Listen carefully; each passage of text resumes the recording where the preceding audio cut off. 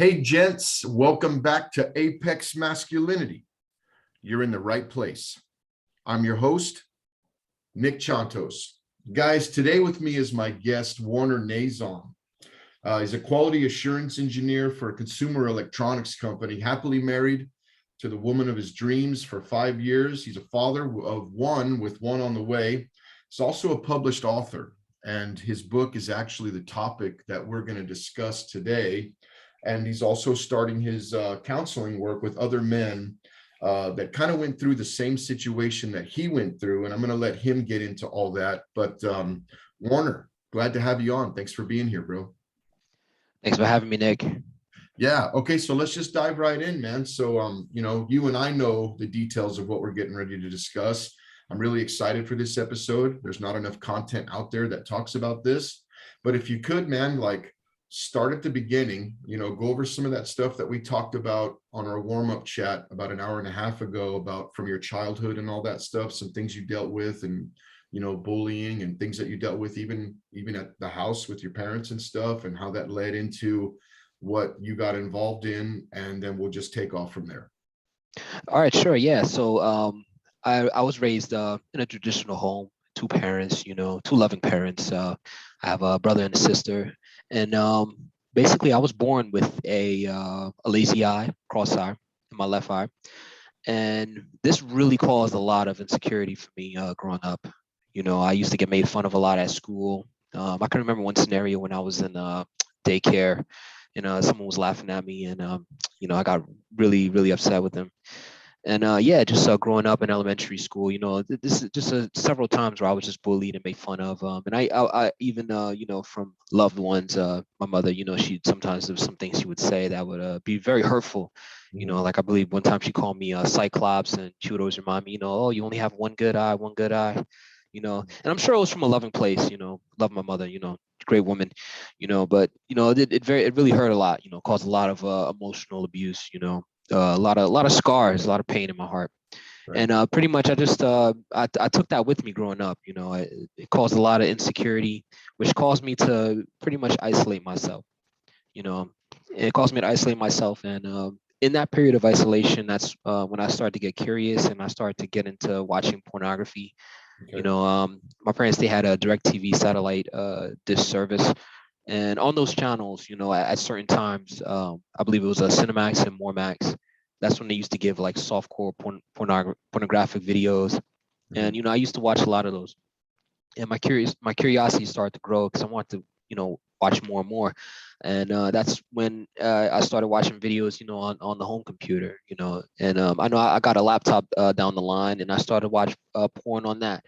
And that's when this really started to grow into an addiction. And I got addicted. I believe it was at like the age of 18 or 19. And I was in that for about 5 years.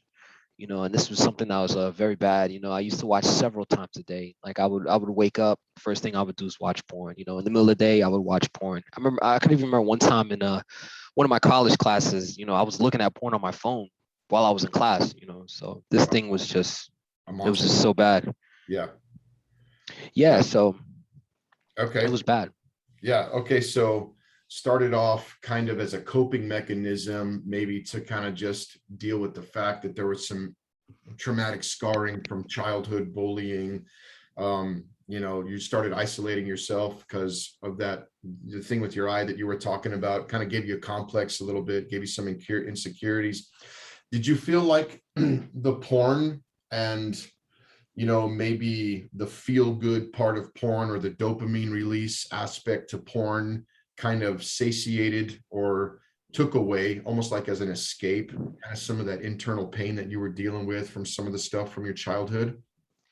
Yeah, definitely. Porn was definitely an escape for me. It was somewhere where it was something where I had like I felt like I had a sense of control, where I could just go to and just escape from all the realities of the situation that I was in, the insecurities, and everything of that nature. And I felt like I could just go there, get a release, feel better, for that quick 30 seconds, and then, Mm. right back to it. So Right. So I know we were talking earlier, and you said you grew up Catholic. I don't think you're Catholic anymore, if I understood the conversation right, but you grew up Catholic. So you have this sense of biblical religious morality that's in you just from growing up religious.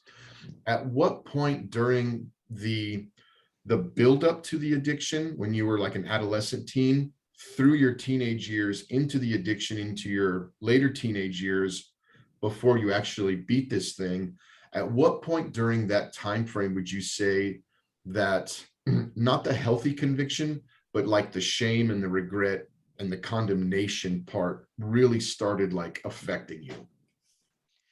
Yeah, so basically it was basically 13, 14, you know. I understood like the idea of God. I understood the idea of Jesus and how he you know, he died on the cross for our sins at that time, you know, because you Mhm. know Catholicism, you know, they focus on that. They focus on the death, the resurrection. They also talk about like how, you know, reconciliation, you got to go to a priest to, you know, ask for forgiveness and things of that nature. And I Mhm. knew what I was doing was wrong, you know. So like literally every time after I would be done, like, you know, with the act, you know, I would ask God for forgiveness. You know, I would Right. pray the Our Father every night before I went to bed, you know. So I was pretty much, you know, aware of what I was doing. But yeah, it would be around that adolescent time, around like maybe 13, 14, 15, like, Sure. you know, where I felt that shame, that guilt. Yeah. Would you say that that shame and that guilt kind of just fueled the fire to like want to escape and check out again? You know what I'm talking about? Like, I can't beat this thing.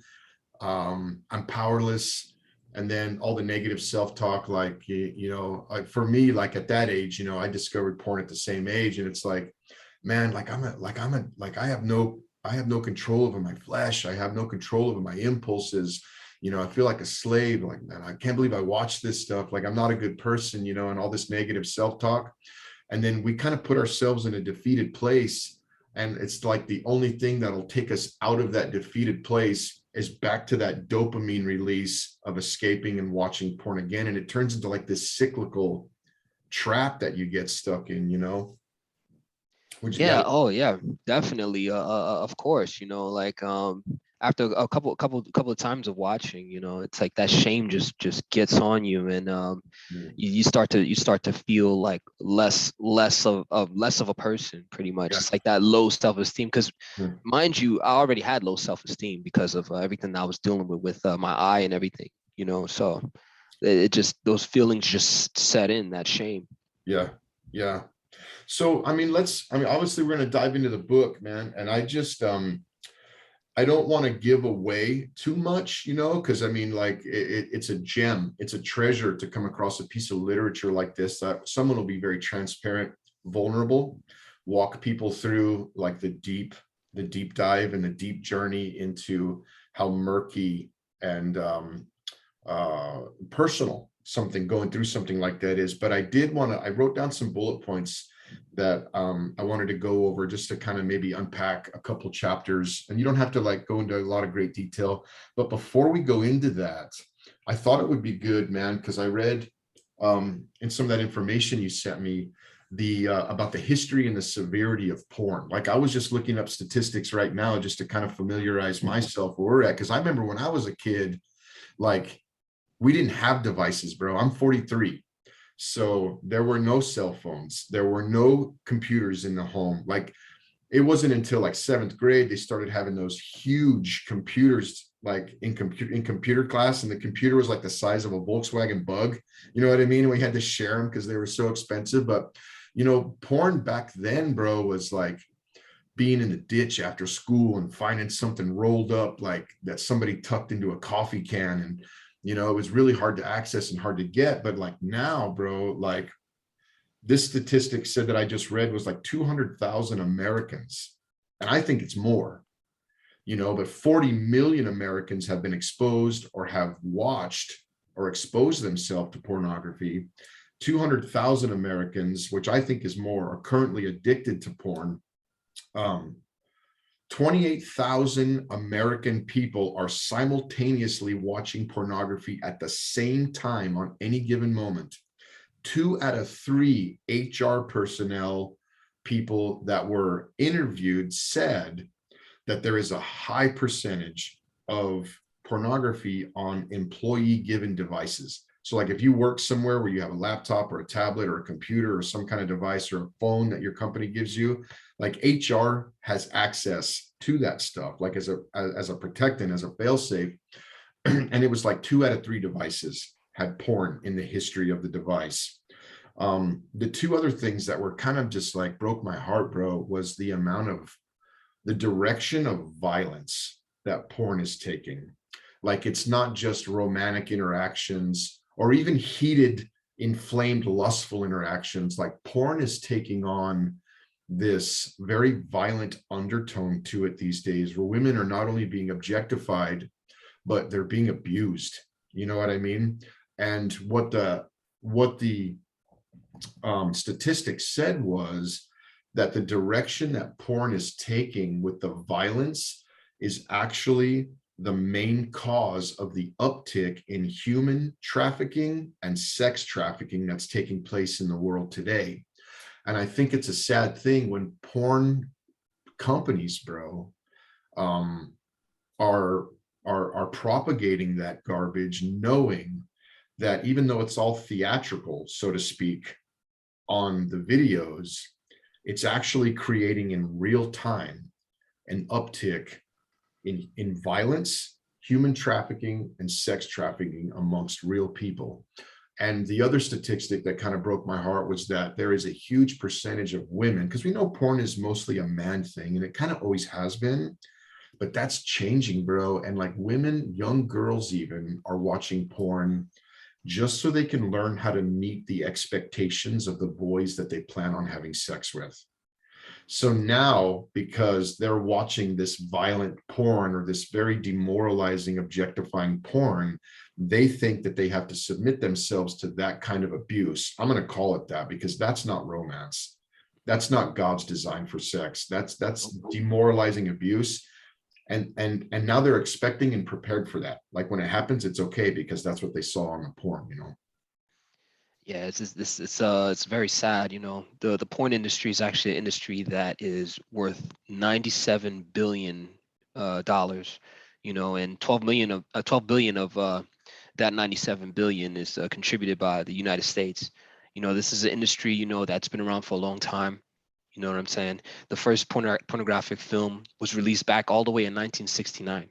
So Okay. this isn't something that's new. This is something that's been around, and it's something that's continuing to grow. Sadly, you know, um, it's very very sad what's going on.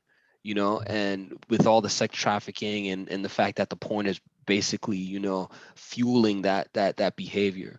It's very very sad, and that's why it's very important that not people, not as myself, not only me though, but other people who God has delivered from porn addiction, that they also rise up and stand up and use what God has given them, their stories, the Yeah. testimonies. I believe it says in Revelation 12 verse 11, that we overcome the devil by the blood of the lamb and the word of the testimony. Our Yeah. testimonies are so important that it's important that we use what God has done in our lives to help break other people free, Yeah. so that we can decrease these statistics and really fight this thing. Right. Right. Yeah. That another statistic I read in there was that 16 states have called it and labeled it a state health crisis. Mhm. And that's crazy. That's crazy that it's affecting mental health and physical health to the point where states are like actually calling it a crisis, you know? Yeah, I believe one of those states is Utah. Right. They declared it a public health crisis. Yeah. The porn addiction is it's something that's very prevalent, something that's going on. And the crazy part about it is, like, I know you can go outside and you can when you walk through the neighborhoods and things of that nature, you can see, you can kind of see, like, okay, who's addicted to drugs, things of that nature. But when it Right. comes to a porn addict, you never know. It could be the local bus driver, it could be the teacher, it could be the doctor, things of that nature.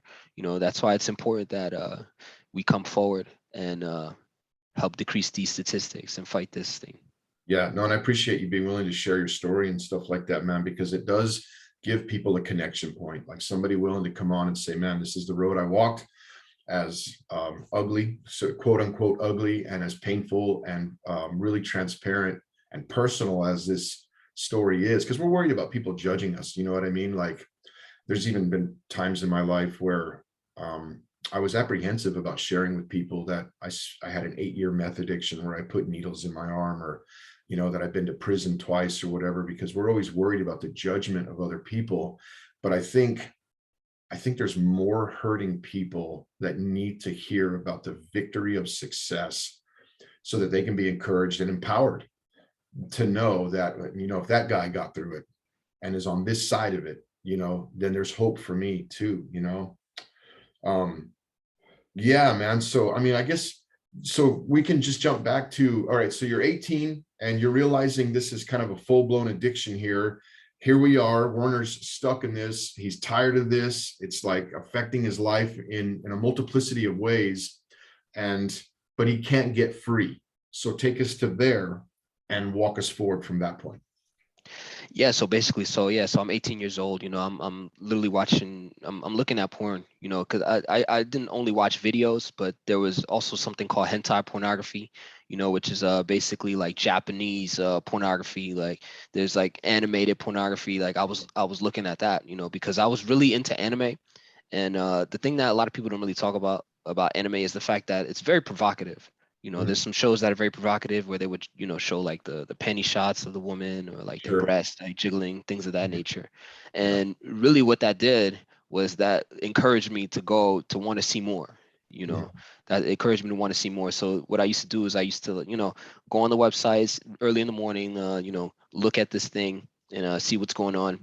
So from the age of 18, on to the age of 23, I'm watching, I'm looking, I'm searching, morning, noon, night, and I'm also masturbating too, things of that nature.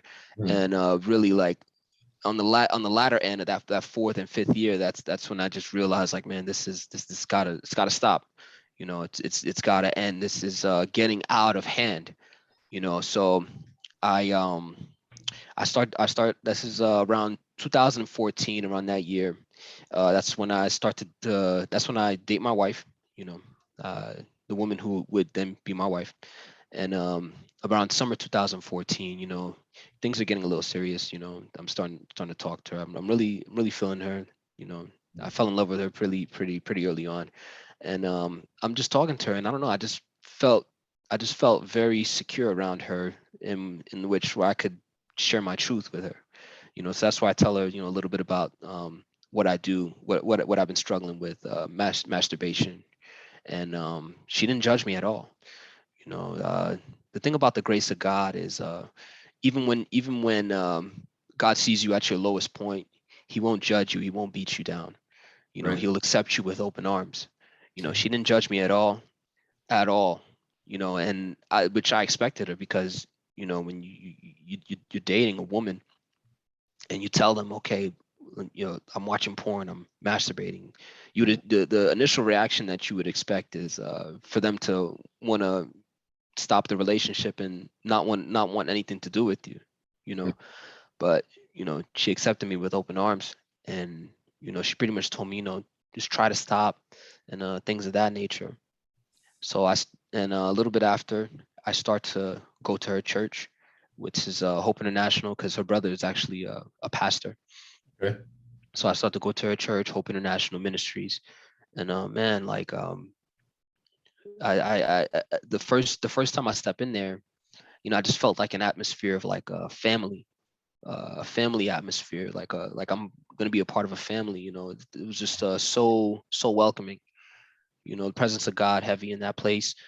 And a couple months later, after that, I decided to give my life to the Lord. I get baptized in September to 2014, and after that, I start to get more convicted of my sin, which was a porn addiction.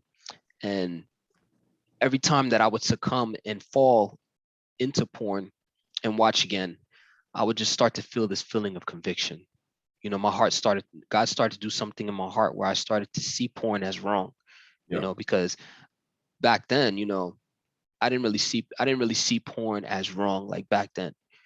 But now I start to see it as wrong. And I start to understand, like, that this is something that, I'm not supposed to do, that God has higher expectations for my life.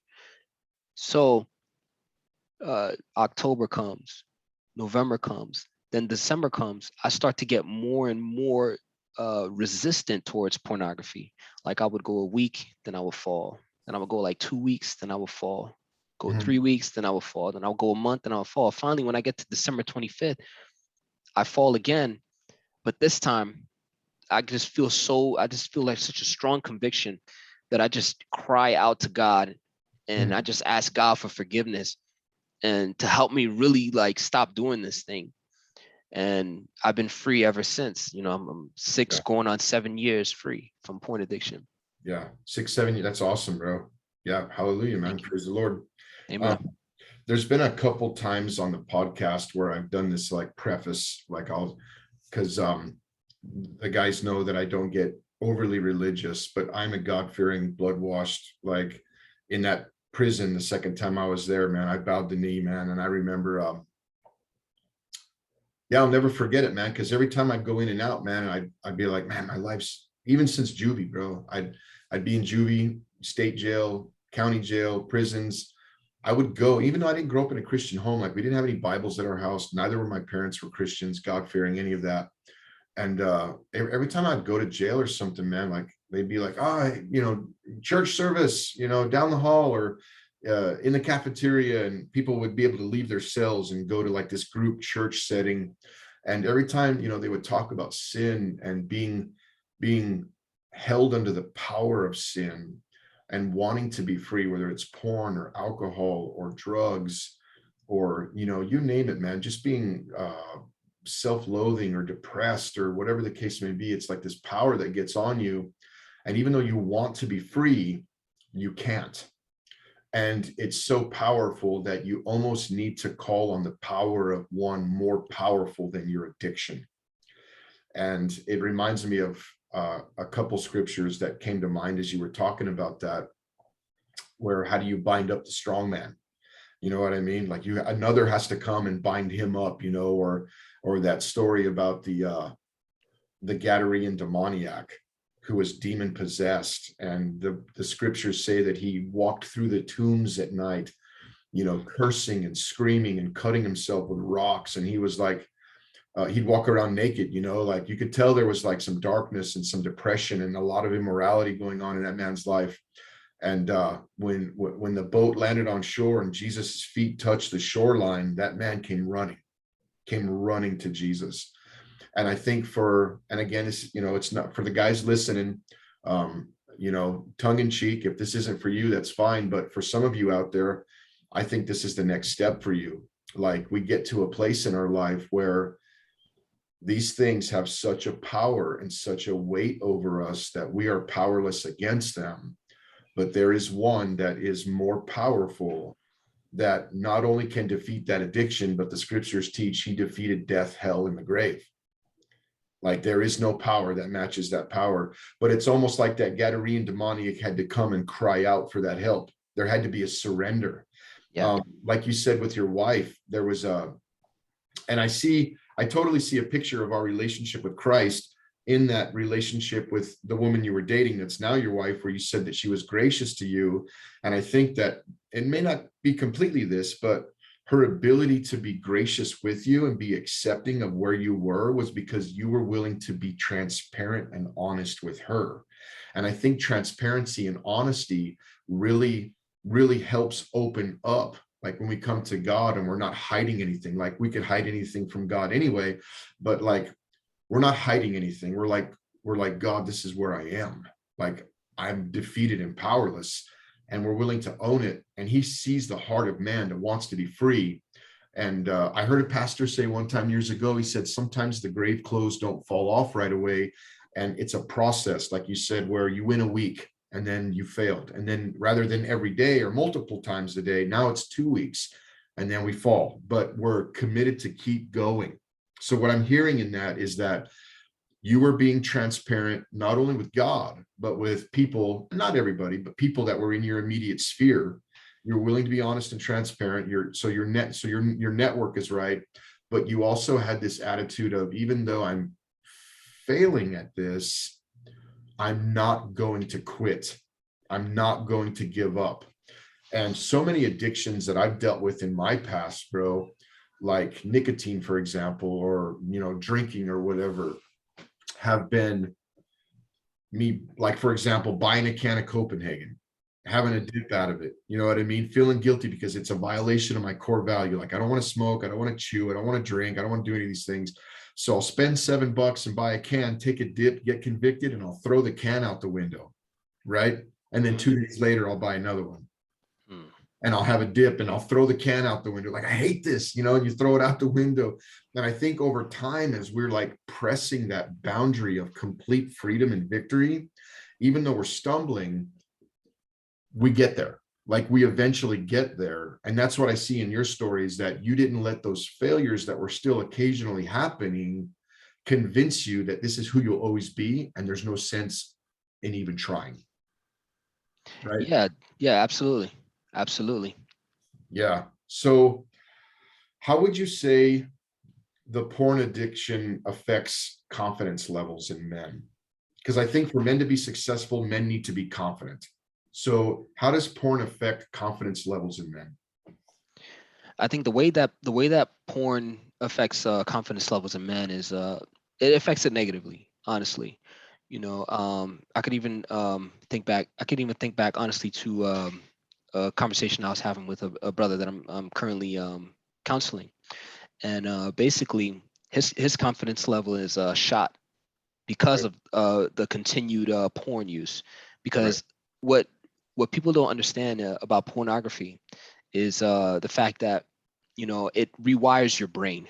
Right. It affects the way that you deal with relationships with people, especially if you're a man who currently is addicted to pornography. It affects the way that you deal with women.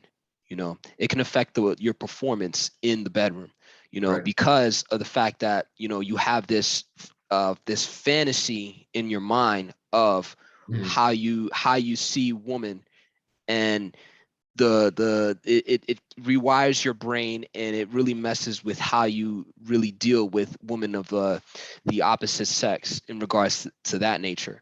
In what So way? If I could just jump in real quick, like, in what way? Like, we're expecting things that we shouldn't expect, or it's like confidence levels, like decreased performance, or like, what did you mean specifically it affects the bedroom? Like, what do you mean specifically? it's decreased performance. It's decreased performance because of the fact that you have that fantasy view of woman. And because when it comes to porn, they show like these fake scenarios. Right. Because the thing with pornography is, they have these scenarios where you don't know what's going on behind the scene. Everything is all acted out. The woman moaning, everything of that nature. So when you watch, you automatically have that picture in your mind when you Right. go to have sex with a woman. you know Mhm. and not now, when you're finally in the reality of the situation, Mhm. that's not how it really goes down. So Yeah. automatically, it affects your libido, and it really lowers it. Yeah. Yeah. So almost like, so decreased libido, um, maybe even some like premature ejaculation stuff, because like we're living in this fantasy world where like eroticism is heightened, like to the 10th power kind of a thing. And then it leaves your partner unfulfilled. Right. Yeah. Absolutely. My wife and I did an episode last year, romance and relationships, and we talked about what every woman wants in a man, not what every man thinks a woman wants in a man. And we had talked about how, pornography affects the bedroom in the sense that men go into it with expectancies, and it's all about the flesh. It's all about carnality. It's all about how I can heighten myself to this. And we're talking to an audience of men that are coming from this background, where, so I can be real descriptive when I say we want to heighten to almost this like inflamed, erotic, lustful, you know, ejaculation, so to speak. And in order for us to get to that place, we almost have to like treat the woman as a tool to get there. So, and my wife and I, and I mean, there's times for inflamed impassion, I think, and I think, but the direction that the bedroom should always go is like romantic connection. But there have been times in my past, even like in my marriage, where it's been very carnal for me in that moment, for whatever reason. And my wife says, I feel like you were, um, how does she say it? Um, having sex to me rather than having sex with me. Mm, You know what I mean? Like I was yeah, just a means, or a means to an end, so to speak, for you, kind of a thing. And that can feel very one-sided for a man's wife, and can also, I would guess, create some animosity, in that arena where a woman is, looking for something herself, more romantic, more connective, more intimate, more, loving in the bedroom. And all she's getting is a brute animal, like a beast, that's just using her flesh for his own sadistic passions, so to speak. And then for her, it's just like, okay, I'll consent to this because I know you need it, but let's just get this over with quickly because this does absolutely nothing for me. mm, And you know what I mean? It maybe even would drive a woman to begin to, and if the woman's not solid or whatever, and willing to like talk to her husband or talk to her partner or whatever, it may even drive her to start looking for that need to be met somewhere else, which then in turn causes divorce and friction in the marriage and different things like that. Yeah, yeah, definitely. it's an epidemic that pours into like every fabric. So you were talking about confidence. I want to stay on that just for a second. So Sure. you said this guy, it's affecting his confidence levels. And I think Mhm. for men, the foundation for success in any area of life, and I'm obviously not talking about the foundation stone of Jesus Christ in this sense. Like we know, like you and I know that, but there's maybe guys that aren't there yet. But I mean, just from being a successful man, I think that foundation pillar is our confidence levels. And when our confidence levels are shot, waning, or in decline, not only does it affect the bedroom, but it affects your ability to manage your money correctly. It affects your ability to show up on the job and like do a really good job and like start moving through the ranks and earning promotions and being seen as a leader and like being able to add value as a leader in a leadership position on your job because your confidence levels are up. I mean, because confidence is the main source that feeds into all those areas. So if your confidence is shot because of this porn addiction, it's going to affect how you show up and perform in all these other hats that you wear as a man. Would you agree to that? I would absolutely agree to that. Yeah, of course, because as a man thinks, so he does. If automatically, as a man, you're thinking, okay, that you're not confident, then you're not going to be able to perform at the your best self, the highest level, Right. And I believe that porn really saps your confidence. You know, it does it. It takes out all of the good out of you. It's like you have this energy inside of you that God wants you to use to put your best towards all these other things in your life when it comes to finances, when it comes to your job, when it comes to your relationships. And porn really takes all of that out. It robs you of all of that confidence that you need. So yeah, 100%. Yeah, of Yeah. course. And another one that just came to my mind would be like your confidence levels of taking care of your own physical health. Like, you're feeling down and beaten up, no confidence. You're like, why eat right? Why exercise?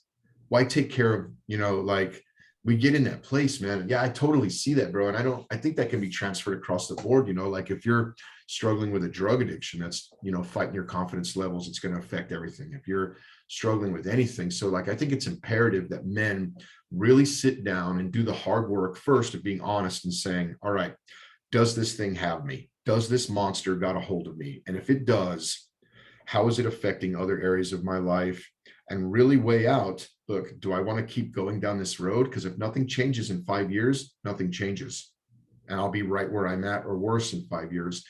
And really being willing to dig deep, own the fact that there's a problem, own the fact that it's okay. It's not okay in that it's acceptable, but it's okay. Here you are, like 20 million men you have this problem. You know what I mean? Who's going to be the one that rises up and does something about it? Only the most elite, only the most apex minded type man is going to say, whatever it takes, I'm going to defeat this monster and I'm going to win. And it's a bloody battle, bro. Like I talk It about is. in my book, you have to be able to get in close enough like in order to get close enough to land punches, you got to be close enough to get hit. You know what I mean? In any battle, right? And it's going to be a deal where when you make the choice to do it, all of hell and darkness and the worst part of us is going to be like, hell no, we ain't giving this stuff. We're not letting you win, you know? And there'll be moments where you'll win for a couple of days and fall flat on your face. In that moment, Werner, what would you tell somebody that is fighting tooth and nail to get serious about beating a porn addiction, and they're having like some limited success, like they'll go a few days and then something will trigger it and they'll fall? What would you tell the man that's just fallen to give him the encouragement to get up and keep going? Even if he falls 100 times, what would you tell him to give him the encouragement and the courage to keep going? The just man falls 7 times and gets back up. Get back up every single time and keep fighting. Keep fighting, because the more you fight, the more strength that you'll get. You know, you get stronger the more you resist. Okay, That's how you're able to resist for longer periods of time. You I know, love that. yeah. So pretty much like when it comes to porn addiction, you know, it's about how you fight, and you have to know why you fight too. Why do you want to be free? Why, like, do you want to be a better man? Do you want to be a better husband to your wife? Do you want to be a better father to your kids? Do you want to be, you know, a better son to your parents? It could be, do you want to do you want to perform better in the workplace? Do you want to be a better person? You have to know why you're fighting this thing. And I think that's something that's just so important, because purpose is so important. You have to know your why. You have to know why you want to be free from pornography addiction. You have to know your why. Awesome. Dude, that's awesome, bro. Like that's kind of like the coach in the corner in the boxing ring. You know what I mean? Like you're not Minnie Mousing around. It's like we need to figure out what the end goal and why it is we want to do this, man. So okay, so let's talk about tools. We know our why now. We want to be a better husband. We want to be a better father. We want to have confidence levels that bleed out into every arena of life that we walk in. We now know our why. What are some of the tools that men can use to get victory? Yeah, sure. So one tool that men could use is called Covenant Eyes. Covenant Eyes is it's a software that can be installed on your computers, which blocks out all sexually suggestive content. You can put it on your computer, you can put it on your laptop, and pretty much what it will do is it will block every single, you know, sexually suggestive video or picture. While you use it. You know, it's a subscription based content, you know, so you have to pay a little bit of money every month, but you know, whatever it takes to get free. You know, if this is something that, you know, that a man has been, you know, struggling with for years, and it's become a problem in their marriage and their family, you know, why not invest in their freedom? Why not invest in their freedom and get that, you know? So Right. that's one tool. Another tool, you know, is just spiritually based. You know, get in the Word.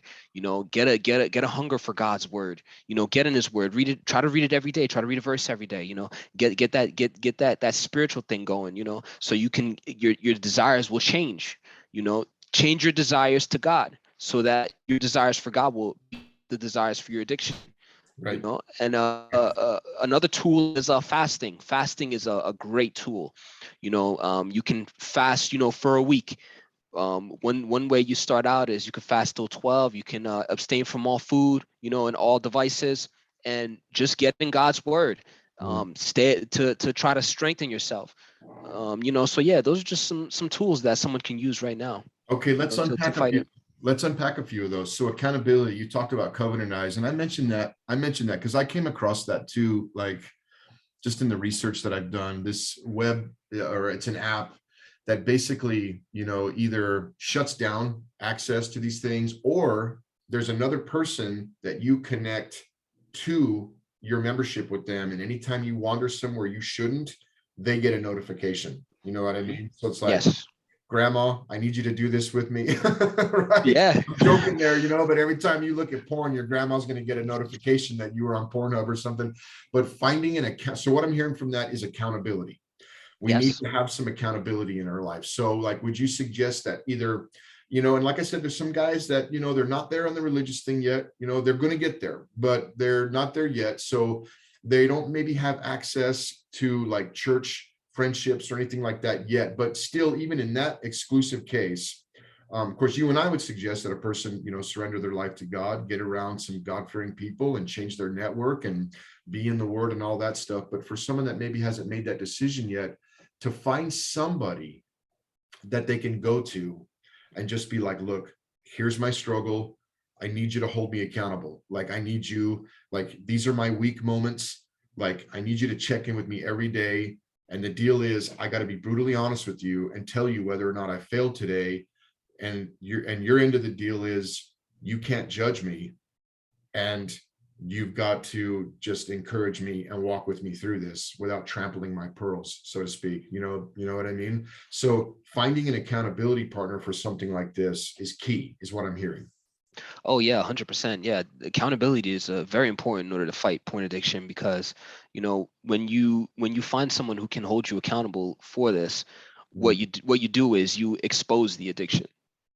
Because Right. The light can porn fall. porn addiction thrives in the darkness. It Yeah. thrives when we hide it and keep it to ourselves. But when you let someone else know about it, then it loses its power in a way over you, Yeah. because that person is going to be able to hold you accountable in regards to how many times you watch and things of that nature, because Right. they'll be able to get on you and be like, okay, look, I see that you're watching at this time, this time, third, what's going on. They'll always be on you, and it kind of puts that pressure on you and lets you know, okay, look, I got to shape up. I got to stop watching this thing. Yep. Yep. It's a resistance tool. I like it, man. And you Yeah. were talking about changing your desires.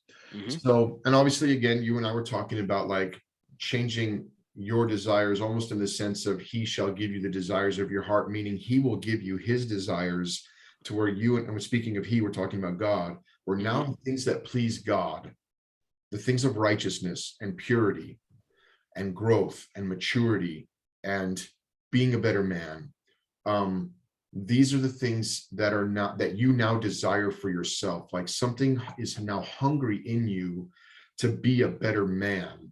And then you were talking about getting in the word. Obviously, I know that's going to be a tremendous help to people, but obviously your book is one of them. But would you suggest like people go on a deep educative dive to like really start reading books, start watching YouTube videos, maybe attend a seminar, or watch a seminar online, or like really go into full education mode? And the reason I say that is because, for me, like, Copenhagen is a big deal up here in the oil fields. You know what I mean? All these truckers in the oil field, they put a big old lip of Copenhagen or Red Man in. It's nicotine, tobacco. You know what I mean? It's like cowboy hats, and you get it. I'm sure you get it, right? And Right. it's kind of the thing, smoking's not really a thing up here anymore. It's just because you can't smoke on these oil field locations because it's explosive and there's oil and all this stuff.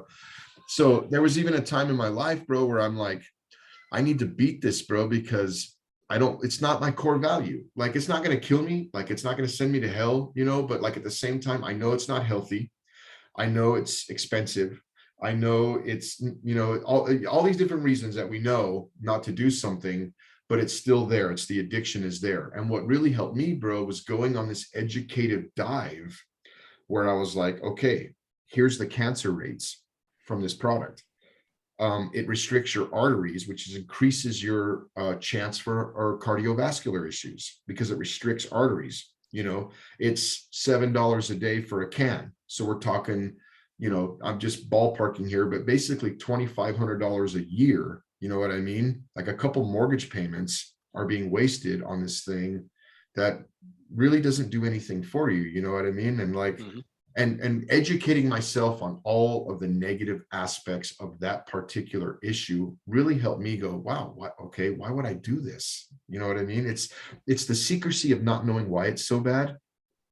But when you educate yourself on why it's seriously bad, it gives you power and information that I see as a tool to help you win. Would you suggest that guys kind of go on like a educational dive to like learn and read and watch and educate themselves on why porn is bad and how to get free from it and stuff? I would definitely absolutely recommend that 100%, that they do that education, that they do that research. The internet is a free resource. Google's a free resource that anybody can use to find information about porn and why it's wrong. Obviously porn is wrong because of the whole aspect of how it's done and all that goes into it, all that's behind it. We know as Christians that, okay, that God's model for sex is not this, okay, but just from a factual standpoint, what it does to your brain, it rewires your brain and how you see women and how you view women. And another thing too that I think should also be discussed is continued porn use. Of course, it makes you addicted to it, but it can also, it can also lead to other places like child pornography. Even, child people who watch child pornography, believe it or not, they started with regular pornography, Right. and people who continue to watch child pornography, it can lead to, like, them becoming rapists and things of that nature. So it's like, uh, that factual part of it is very important, so. Yeah. Yeah. It's almost like, okay, you started out smoking weed, right? Because you have an addictive mindset, and you live in a neighborhood where heroin is prevalent. Like, this is the direction you're headed if you stay in this, you know what I mean? And look, how many people do you know that have overdosed from heroin, even in your own neighborhood? Like, in our quiet little sleepy town that my wife and I are kind of from. Like, I grew up in Texas, but we've been in Colorado for 20 years before we moved to North Dakota. Okay. And I know somebody down there that keeps me in the loop of all these people every year, bro, that overdose from heroin. And Oh, just man. like you said, it starts out with a simple porn addiction, but it's not enough.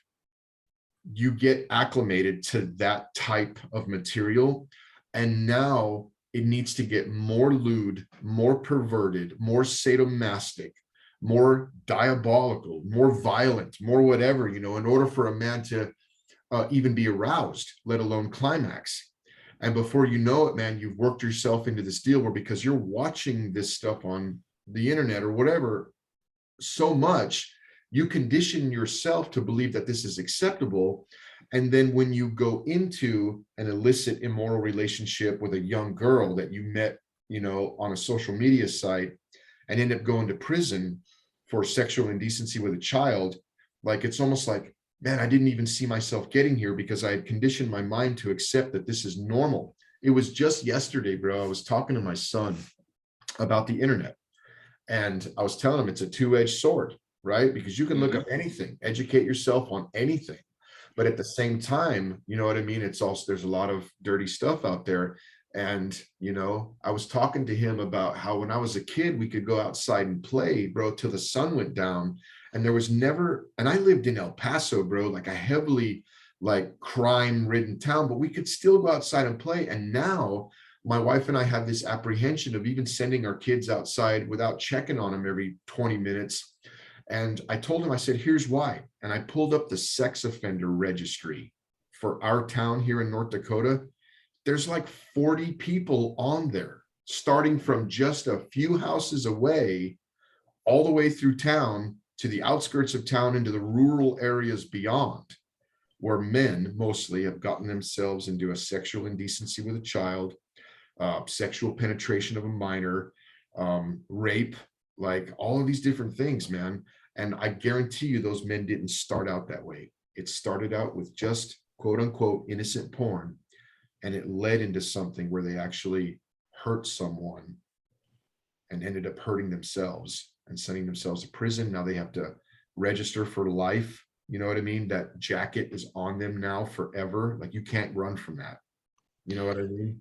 Yeah, definitely. It's just expanding on a point that you said about how you never thought that they would be at that place. That's the thing. I never thought that I would be addicted for 5 years, Yeah. just from watching that one video, but that's all it takes is one Yeah. video. Then it turns to two, then it turns to you're watching every day. Then what you're watching starts to deviate in how and what's being presented. Like, I know in my case, I started with watching regular videos. Then I saw, as I was watching, I started to want to crave to watch younger women. Yeah. So I would watch, like, like teenagers and things of that nature. Never went into child pornography, thank God. But yeah, I mean, I think the worst video I watched, I started to watch women using the bathroom too. It was horrible, and Yeah. I never saw myself getting to that point. But then again, look, pornography. It really perverts your mind. Right. And what perversion is purpose flipped over, flipped upside down. You know what I'm Right. saying? Because when it comes to sex is supposed to be between a married woman and a married man. So yeah. Yeah. No, I also sadly think that this is where um, many an incestual sexual abuse scenario that takes place at home, where a father has let himself go for too long into porn and finds himself committing the unspeakable. You know what I mean? And if that's something that, anybody out there listening has ever found themselves in, um, I don't, I don't, uh, I don't want you to think it's the end of the road for you, because there's never an end of the road. As long as God is involved, as long as grace is involved, as long as we're willing to do the work and, kind of own up to our mistakes and start the process of climbing out of this hole that we've dug for ourselves, as long as that's there, there's always hope. But some of the things that we end up doing as men, whether it's in the area of sexuality, drugs, we got drunk one night, flipped a car and killed some people accidentally because we were drunk. Some of the things that we do that started out innocent, but we let it get away from us, end up turning into those moments where you can't go back and it's too late. And those are the hardest moments for men to recover from and get their confidence levels back, because those moments are forever burned into the fabric of their memory. And the minute they try to mount up the courage to do something exceptional with their life, there is that lying, haunting voice reminding them of the worst thing that they ever done, the worst failure they've ever had, whether it was sexual or something else. And they will use that lying voice, that demonic power, so to speak, will use that as fuel to convince somebody that they cannot ever be successful, have confidence, and win. And that's what keeps men stuck.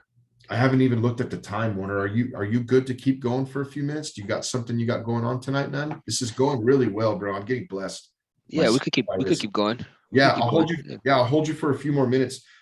Just real quick, you had talked about fasting. Um, and obviously, for anybody that doesn't know what that is, that means just kind of denying yourself meals or food for a chosen period of time that you decide to, for spiritual reasons. It kind of just helps you kind of feel more spiritual. But I think what the other physical aspect of fasting, and correct me if I'm wrong, you can totally trash this up if I missed it or whatever, but what we're doing is we are training our flesh that they are not in charge. By fasting, one aspect, this is just one aspect of it. I know there's spiritual aspect too, but what we're doing is we are training our flesh to let our flesh know that our willpower is in charge, not the flesh, right? And that's ultimately going to bleed into addictions and different things that we have, right? By giving us the strength. And I guess while we're on that real quick, because it just flashed through my mind, you had said something about when you're fighting and falling. Mhm. Get up and keep going, because every time you fight, you strengthen yourself for the fight. And I thought that was really powerful, bro, because men see the fall or the failure as the evidence that they're not winning, rather than focusing on the fact that I just fought. Doesn't matter if I won or lost so much right now. What matters is I got in the ring and threw down. So I'm stronger for it as a man. Mhm. So the next time I'm going into this thing stronger as a man. I really like that, bro. That was good. Yeah. That was, Yeah, absolutely, man. Absolutely. I think the thing is sometimes, as men, we could think like, okay, that when something isn't working, every time we fail, we tend to give up and things of that nature. But it's important that you don't give up. It's important that every time you fall, you get back up again. You can get back up again, even if you just fell now, even if you're struggling right now, wherever you are, you can get back up again and keep fighting. I don't care how long you've been addicted to this thing. You can get free. It all starts in the mind. Do yeah. you want to be free? Do you desire to be free? And how great is that desire? Yeah. I love it, bro. I love it. One of the chapters in your book is called I Am the Problem. Yep. is this a full ownership kind of a deal where we can't blame anybody else for why we're here? We have to take extreme ownership of it, or am I misinterpreting that? Talk to me about that. What do you mean by I am the problem? Yeah, so basically that's exactly what it is. It's a full ownership of the problem. It's a full ownership of of your involvement in the problem. It's basically saying, okay, you're taking ownership for the fact that you're in addiction.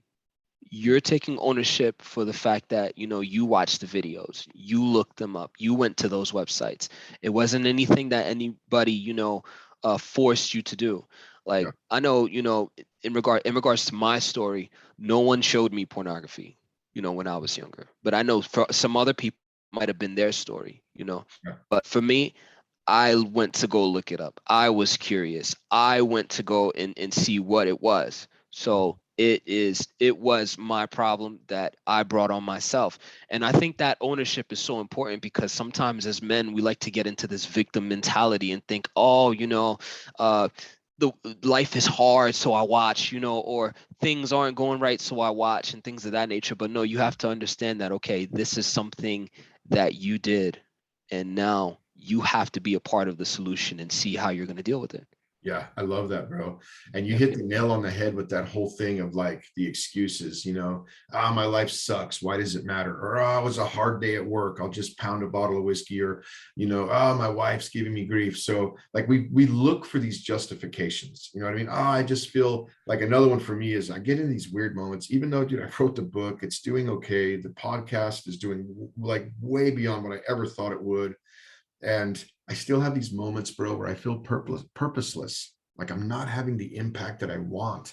And I'm just stuck in the monotony of life. And I think that's another trigger for people, is that they just feel stuck, almost like, is this my life? Like I go to work every day, I come home to my wife and kids, I pay my bills, I try to get ahead chasing this, warped American dream. And we get to feeling like out of balance and out of purpose and stuff. And it's easy to go, if nothing's going the way I want it to, and there's no excitement in my life, I'm going to go do this. Like I'm going to justify doing this, and I think it's important to not justify and make excuses, but to own it, like you said, man. Yeah, 100%. Take accountability for your actions. Take up accountability for your shortcomings. Of course, don't beat yourself down. Don't be hard on yourself. Give yourself some grace. Right. And get back up and fight this thing. Understand that, okay, even though I was a part of the problem, I'm going to be a part of the solution. Yeah, the most powerful descriptive term I ever heard for the word grace. And depending on what religious circle you're in or whatever, you'll hear different definitions for that word. And I know there is an accurate, like Webster's dictionary definition for grace, but this one minister told me one time, he said, grace is nothing more than room to grow. And I thought, wow, that's powerful. Like basically we're admitting on the front side that we're not perfect. And God is basically, or you are basically giving yourself room to understand, here's where we are. We're not perfect. Here's where we need to be. There's going to be time to get there. There's going to be stumbles and victories to get there. I'm going to create a huge space for the journey to get there and give myself room to grow. Not excuse the work, but deal with the losses on the way, celebrate the victories on the way, and give myself room to get there. You talked about pinpointing and fighting lust triggers in your book. Let's go into that a little bit. Talk to me about that. Yeah, of course, definitely. So triggers basically are anything that can cause you to, think lustfully and want to watch porn. Okay. And for me, um, there's two types of triggers, I would say. There are intentional triggers and unintentional triggers, right? So an intentional trigger might be, an R-rated movie with a sex scene. Okay, of course, that would tempt someone to go and watch. Like for example, the Holly Berry Monsters Ball. Yeah. That can make someone want to watch porn. Okay, Right. so that would be an example of an intentional trigger. An unintentional trigger is like whether it could be caused by whether there was like an intrusive thought or something of that nature, in your mind, and it makes you think about porn, So for me, in just using myself as an example, an unintentional trigger would be like, say for instance, there was a video, that I watched, okay, and in the video the woman said, I have to use the bathroom. It was a sexual video. And anytime, where I would hear the words, okay, I have to use the bathroom, it would make me think about that video. It would Sure. trigger that thought, right? But the thing is, when that thought comes, you have the power to put that thought in the garbage. You have the power to just resist that and be like, nope, I'm not gonna let that thought make me go and do something that's against my core values. Right. So yeah.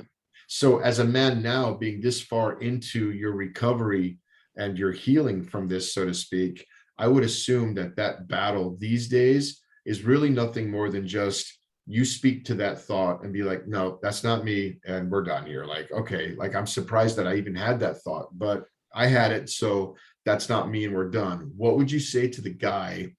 And I know that you've been here because I know I've been here, where that thought comes, you speak to it, and it speaks back to you, and then you speak to it, and it speaks back to you, almost like, hey, move. No, you move. Move. No, you move, kind of a thing. You know what I mean? Like to just, I don't know. What would you say to that guy that's got to talk to himself for like 5 minutes, and like get through it? Okay, so one thing I've learned is that the idle mind is the devil's playground. Okay. So when you're not focusing on anything that's important and things of that nature, that's usually what causes that's usually what can invite these thoughts in. Okay. So I would say, try to focus on something that's important.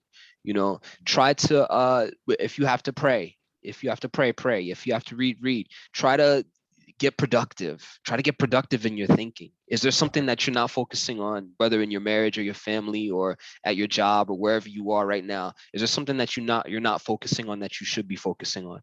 Get productive. That's what I would say. Because when you have Okay. a productive mind, a mind that wants to get things done, that wants to move forward in any area of your life, whether it's financially, whether it's in your marriage, whether it's in your family, whether it's at your workplace, wherever you are, it kind of closes off. It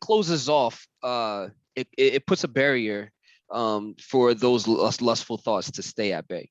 Yeah, So yeah. No, I like it, bro, because what I think I just heard there was, if the thoughts come, it's because, like for me, a truck driver, and a lot of guys that I know and hang out with in the oil field, it's a lot of machinery and truck driving, a lot of just windshield time, counting miles, moving fluids around, different things. And the mind can wander and go idle. And if a man catches himself wandering that direction and those thoughts come, turn your thoughts towards a productive direction, in the sense of going, okay, that thought came. I'm not even going to wrestle with that thought. I'm actually going to force myself intentionally to think about how I can make some financial moves that are going to help me long term, or how I'm going to date my wife this week, or how I'm going to level up in my craft at work this week and maybe learn something that I don't know, or add value here at work in a way that I maybe haven't. And what you've done is you've almost turned your back on that voice and turned your face towards a new topic to think about. Like, it's work, but I think that's just what I heard you say. Like, it's being proactive. absolutely, yeah, 100%. The thing about lust is only as strong as you allow it to be. It's only as strong as the attention that you give it. If you don't give it any attention, that thing will die out. I like it. I like it, bro. Starve it. Starve that bastard, bro. I like it. Oh yeah, starve it, man. Starve it. Okay, cool, man. Like, I'm intentionally not going to go over all of these like chapter points that are in the book, Mhm. because this has been a really good episode, bro, with good flow and good chemistry. And I'd love to have you come back if you're Oh, okay with that. I'm welcome. Yeah. I'm welcome to come back. Yeah. I'd Okay. love it. Awesome. Okay. So we've talked about um, owning the fact that we're the problem. We talked about pinpointing the triggers. Um, accountability, a whole bunch of stuff, but just from the chapters, um, the private war. Yeah. Talk about that. Talk to me about Yeah, that. absolutely. Yeah, absolutely. So the private war basically is the war that you fight with your flesh. It's a war that's going on that nobody else is involved. It's just between you and yourself. And this is a war that you have to get up and fight every single day. It's a daily thing. You know, Even though that I'm almost coming up on 7 years free, I'm still fighting, but I'm fighting from a position of victory. So that's continuing to do positive things, continuing to read the word, continuing to have a positive mindset and a mindset that is moving forward so that I don't move back. That's what the private war is about. It's Mm. about picking up your sword and going to fight, every single day. Yeah, And dude. it's between you and yourself. Yeah, dude, I love that. Fighting from a position of victory. Basically, your future self that has already won this battle, which there may be some guys listening to this now that cannot see themselves ever being clean and healed and victorious from this monster. But you can and you will. And your future self is already there, clean and victorious from this. And you need to fight that battle today from that guy's position in the future. If we're looking at it purely temporal, but also from a spiritual aspect, fighting from a position of victory in Christ, because Christ has already defeated that sin. Right. And it's not something we have to ask him for permission to do, because we are in Christ. Therefore, any battle that we fight, whether it's porn, drugs, alcohol, working on our marriage, you name it, anything, we are in Christ. We are already fighting from a place of victory. And it's just a matter of the time frame and the battle and the punches to get there. And it's almost like that's part of the journey. You know what I mean? If like everything that's wrong with you and I, or that ever was, or that maybe somebody's listening, has got like a multiplicity of issues that they're fighting. If God or yourself or the universe just came down and took it all away, you wouldn't appreciate what you became.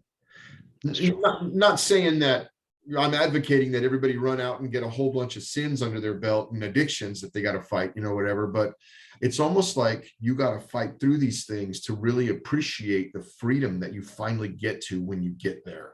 You know what I mean? And I really like that. Life after freedom. Yeah. So there, man, talk to me about that. What's that look like? What's that all about?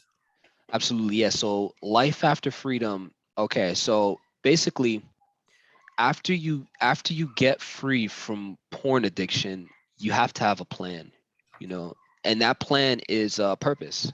In my instance, um, God wanted me to write. So what I started doing is I started writing books. I published a book back in 2019 called Beyond the Pew. And now I have this book, Defeat Yourself, which I just published. And I believe that in order to stay free from porn addiction, you have to live purposefully. Mhm. You have to live purposefully, because that's the thing that's going to help you remain free. That's how your life is going to look after freedom, so that you don't return to that addiction. Of course, you want to get free. That's what you got to do first. But in order for you to stay free, you have to live purposefully. So Right. that's how life after freedom looks. Yeah, absolutely. I love that, bro, because if you just beat it, it's almost like that scripture that says, you'll have to help me remember this, bro, where the demons were cleansed from the house, Mhm. but the house was just cleaned and then nobody was living there. So the demon came back and brought 7 more powerful demons with him. Do you remember what scripture I'm talking about? It's like the house was clean, but we're not doing anything with it. There's no purpose. It's still open and it's still empty. So all of this stuff can just come back. We can go back to our default self right away if we're not proactively living with purpose every day from the point of freedom forward, basically is what you're saying, right? Yeah, absolutely. That's exactly what I'm saying. That scripture is Matthew 12:45-47. It's in that scripture, yeah, where these unclean spirits were in this person, and then they got casted out, but then that spirit got casted out, and then it came back, it seen the place clean, so it got like even worse spirits and came to that person, and that person became even worse. So I think it's very important that when you get clean, you understand to live purposefully, whatever that looks like in your life. I believe in the beginning of the chapter, I used an example from Shawshank Redemption, and there was a character in Shawshank Redemption called Brooks Hatlin. Uh-huh. And, this guy was a guy, old guy. I think he did like maybe up to 50 years in prison. And after he got free, he just didn't know what to do. He didn't know how to adjust to society. So he decided to end up killing himself. And I Yep. think honestly, that's something that could happen to the addict. After they, after you get free, you're free for a couple days or maybe even a couple weeks, and you don't know what to do with yourself, because all you knew was your addiction, Right. So what do? You end up going back to that addiction. So that's why it's important that you understand your purpose. Try to find your purpose. Try to find the reason for your existence. Why are you here? Why did God put you here? Try to search for that. Try to pray. Whatever you can do. What anybody you can talk to. Whatever church you can go to. Try to seek after that. Yeah. Because we're all created for a reason.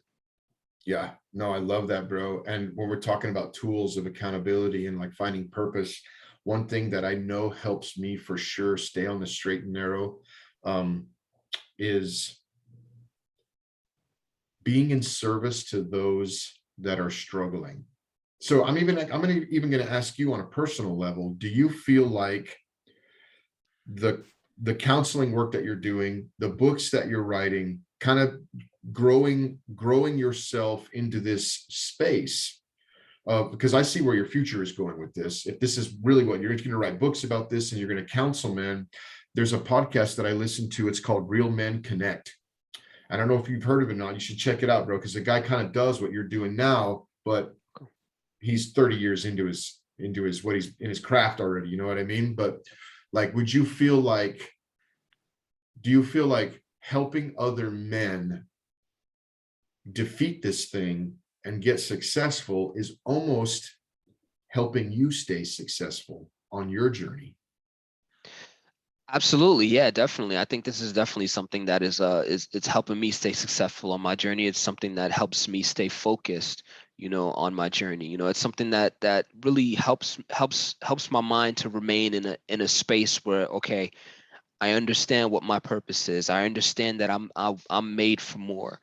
Mhm. And because of the fact that I understand that I'm made for more and that, God wants to use me for more, it keeps me focused in my freedom. So yeah, definitely. I love that, Absolutely. bro. I love that. That's absolutely fantastic, bro. Finding continued freedom in accountability and being purpose driven in service to other people. It's kind of why I do what I do, because even though I'm not a perfect man, I always have that lingering in the back of my mind, like, dude, you can't go back to that old guy. Like, look what you've built, bro. Like the books, like they're all over prisons in America. Like the podcast is all over the world, and like, I'm not Tony Robbins or anybody fantastic like that, but like, I'm having impact, and it's like, you can't be in two places at once. Like, you can't live that old life and be that default guy and do this positive, affirming, influencing work for men. So if you're going to do this, which I want to do this, it helps me to not go back or even flirt with the idea of going back to being that old man. You know what I mean? I love it. So let's close out, bro, with the book. What is the title of the book again? I know you mentioned it a second ago, but tell us again. Yeah, so the title of the book is Defeat Yourself, Your Guide to Overcoming Porn Addiction for Good. It's currently on sale in Amazon and Barnes and Noble. And Okay. you know, it this is a book that if you are struggling currently with porn addiction, this will help you fight it. This will help you defeat it and overcome it. Throughout each chapter, there's 9 total steps that you can take to start battling the addiction today. And invest in your freedom. If you're somebody, who's currently struggling with porn addiction and you've tried everything, you know, try this book, invest in it, and you will not be disappointed because porn addiction has an expiration date. Love it. So I was looking at the book, obviously, when you sent it to me a few months back. And again, I refreshed myself with it today, but there's actually not maybe necessarily a course, but after each chapter, there's places for people to kind of write down, like, where are my weaknesses? Where are my triggers? Like, how is this affecting me? Like, things that they got out of each chapter, they can kind of write down and almost personalize it to a greater degree than just a normal book on the topic would already be, right?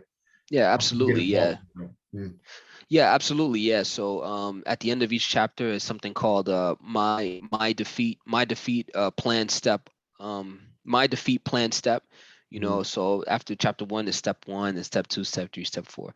So it's basically important that after reading that, you know, you can find steps to use to help you move forward in your battle. You Oh, know, yeah. that's basically why those are there, so that, you know, you don't just read, but you learn how to read and apply. Yeah, I love it, bro. Awesome, bro. Thank you so much for taking the time to be on the podcast today.